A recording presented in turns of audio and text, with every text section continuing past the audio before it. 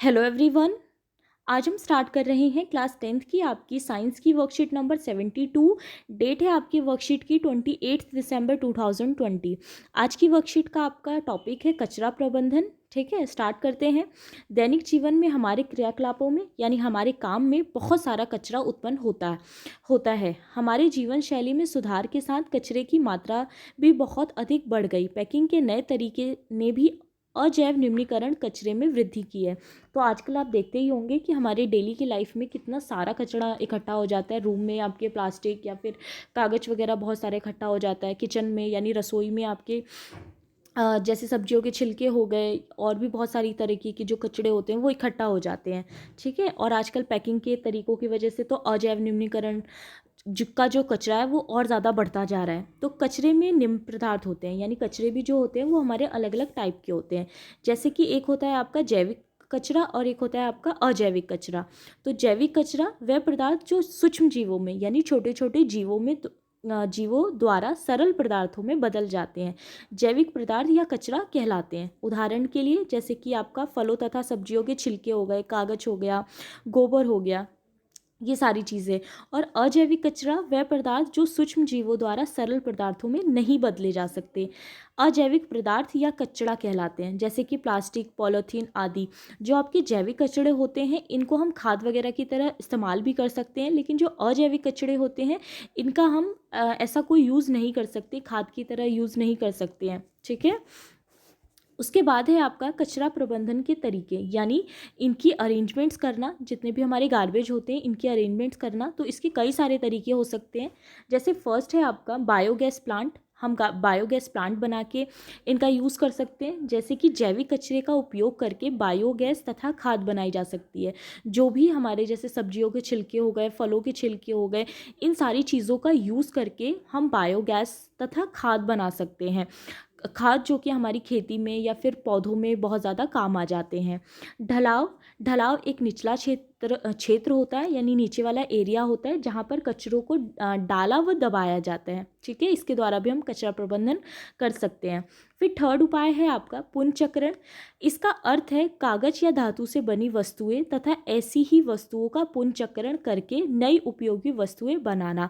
तब तक अति आवश्यक ना हो इन पदार्थों का निर्माण नहीं करना चाहिए। तो किसी भी चीज़ का पुनर्चक्रण करना, ठीक है, जैसे कि कागज़ से या धातु से बनी जो चीज़ें होती हैं, और जब तक बहुत ज़्यादा नीड नहीं होती है हमें ऐसी चीज़ों का यानी कागज़ से बनी या धातु से बनी चीज़ों का यूज़ नहीं करना चाहिए।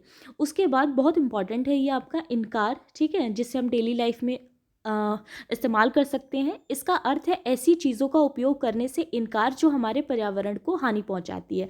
जैसे कि प्लास्टिक के थैले हो गए या प्लास्टिक से बनी जो भी चीज़ें होती हैं, जो लाइक आपका वाटर बोतल होती है। ठीक है, तो अगर हम ऐसी चीज़ों के इस्तेमाल करने से बचें, उनको इस्तेमाल करने से इनकार करें, तो हम अपने पर्यावरण को बचा सकते हैं। ठीक है, क्योंकि प्लास्टिक से हमारा जो पर्यावरण है वो बहुत ज़्यादा दूषित होता है। इसीलिए प्लास्टिक के थैले के उपयोग को हमें इनकार करना चाहिए। उसकी जगह हम कपड़े का थैला यूज़ कर सकते हैं, जूट का थैला यूज़ कर सकते हैं।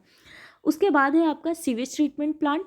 इस प्लांट में नाले के पानी को नदियों में डालने से पहले साफ़ किया जाता है। तो बहुत सारे जो नाले में आपके पानी होते हैं, आपने देखा होगा, वो बहुत ज़्यादा गंदा होता है, उसमें लोग बहुत सारी चीज़ें ऐसी डाल देते हैं। इसके अलावा कंपनियों से निकलने वाला जो पानी होता है, नाले नाले के अंदर सारा जो पानी होता है वो हमारा नदियों में जाता है। तो नदियों में जाने से पहले उसकी सफाई कर दी जाए, तब उसको नदियों में भेजा जाए। ठीक है, तो इस पूरे प्रोसेस को हम सीवेज ट्रीटमेंट प्लांट कहते हैं। फिर है आपका कंपोस्टिंग। जैविक कचरे को गड्ढा खोदकर दबा दिया जाता है। लगभग 3 महीने में ये खाद बन जाते हैं। तो कंपोस्टिंग के द्वारा जितने भी हमारे जैविक कचरे होते हैं, जैसे बचा हुआ खाना हो गया, छिलके हो गए, रसोई घर में जितनी भी चीज़ें होती हैं, उन सबको अगर हम गड्ढे में दबा दें तो 3 महीने बाद ये खाद बन जाते हैं, जो हमारे प्लांट्स के में या फिर खेती में बहुत ज़्यादा उपयोगी साबित होते हैं। पुनः उपयोग। यह तरीका पुनर्चक्रण से भी बढ़िया है। इस विधि में हम वस्तु का उपयोग बार बार करते हैं, जैसे प्लास्टिक के जार, बोतलें आदि रसोई घर में सामान को रखने में उपयोग की जा सकती हैं। पुनः उपयोग जिसमें किसी भी चीज़ को हम बार बार यूज़ करते हैं। ठीक है, जो कि आपके पुनर्चक्रण से भी ज़्यादा अच्छा है। जैसे प्लास्टिक का जार है तो उसे आप बार बार यूज़ करें, या कोई भी आपके घर का जो सामान है उसे फेंकने से अच्छा है कि आप उसका बार बार इस्तेमाल करें।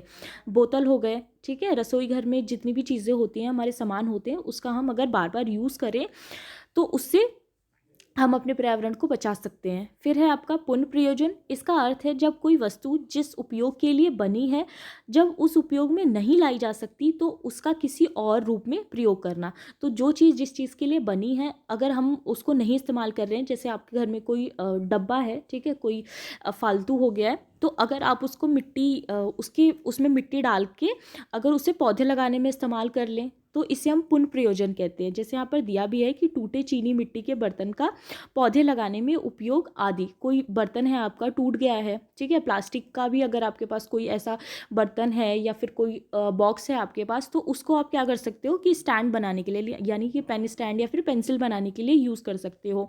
कि जितने भी आपके चीनी मिट्टी के बर्तन वगैरह अगर टूट जाते हैं तो उसको हम प्लांट्स लगाने में यूज़ कर सकते हैं। इसे हम पुनः प्रयोजन कहते हैं, ठीक है। फिर आपके क्वेश्चन आंसर दिए गए हैं। फर्स्ट क्वेश्चन है आपका, आप किस प्रकार से कचरा प्रबंधन में सहायता कर सकते हैं? कोई 2 उपाय लिखिए। वैसे तो आपकी वर्कशीट में 6 लिखे गए हैं, आप कोई भी 2 लिख सकते हो। तो पर्यावरण के अनुकूल उत्पादों का प्रयोग करना, जो पर्यावरण के लिए अच्छी हो, हमें ऐसी चीज़ का यूज़ करना चाहिए। सेकंड है प्लास्टिक का उपयोग कम करना, हम जितना ज़्यादा हो सके हमें प्लास्टिक का यूज़ कम करना चाहिए, प्लास्टिक को ना कहना चाहिए, ठीक है। सेकंड है हमारे द्वारा उत्पादित अजैव निम्नीकरण कचरे से क्या क्या समस्याएं उत्पन्न होती है। तो अजैव निम्नीकरण कचरा जल प्रदूषण, वायु प्रदूषण और मृदा प्रदूषण फैलाता है। तो अजैव निम्नीकरण की वजह से आपका जल प्रदूषण होता है, वायु प्रदूषण होता है, मृदा प्रदूषण होता है, ठीक है। इसके कारण पारितंत्र में रहने वाले सभी जीवों का हाश हो सकता है, यानी उनको बहुत ज़्यादा नुकसान भी होता है। क्वेश्चन थर्ड है आपका, ऐसी 2 वस्तुओं का नाम लिखो जिनका पुनर्चक्रण किया जा सकता है। तो इसमें आप लिख सकते हो प्लास्टिक, कागज से बनी वस्तु, ठीक है। फोर्थ है आपका, सीवेज ट्रीटमेंट प्लांट किस प्रकार उपयोगी है। तो इस प्लांट में नाले के पानी को नदियों में डालने से पहले साफ किया जाता है, ठीक है, जिससे कि जो हमारा पानी होता है वो स्वच्छ हो जाता है और जल प्रदूषण नहीं फैलता है। क्वेश्चन 5 है आपका, यदि आप प्लास्टिक के थैले को ना कहते हैं तो किस चीज़ से बना थैला उपयोग करोगे और क्यों। तो कपड़े और जूट के बैग का इस्तेमाल करेंगे। अगर हम प्लास्टिक के थैले का इस्तेमाल नहीं कर रहे हैं तो हम कपड़े और जूट के बैग का इस्तेमाल करेंगे। ये पूरी तरह से इको फ्रेंडली होते हैं, इनके इस्तेमाल से पर्यावरण को नुकसान नहीं पहुंचता। तो अगर हम कपड़े और जूट के बैग का यूज़ करते हैं तो इससे हमारे पर्यावरण को कोई नुकसान नहीं होता है, ठीक है।